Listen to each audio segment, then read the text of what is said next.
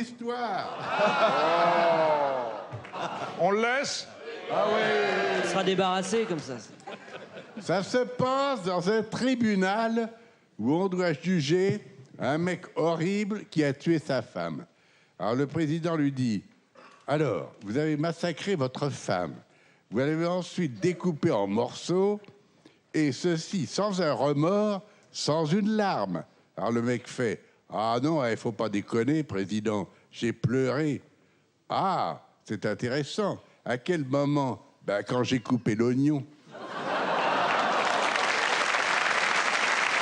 C'est un homme qui a vécu 37 ans de bonheur total avec sa femme.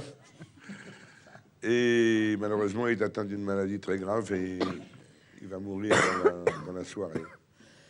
Ça fait des années, ça fait des mois qu'il souffre. Mais ce soir, les médecins le savent, sa famille le sait. Il est là. Il fait 1m96, 31 kilos.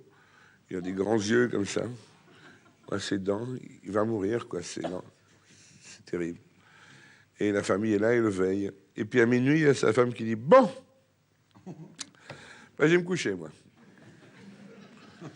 Alors de ce corps qui n'existe presque plus, qui est déjà de l'autre côté de la vie, sort un son avec des grands yeux énormes, en disant, mais mon amour, nous avons vécu 37 ans de bonheur total, de joie, de sexualité, et aujourd'hui, je vais mourir dans la nuit, un quart d'heure, dans une heure, et tu dis que tu vas être couché.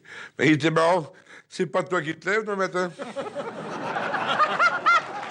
Extraordinaire. J'ai connu un type qui avait eu au Japon une poupée gonflable, comme on n'en voit pas du tout en France, mais vraiment très perfectionnée.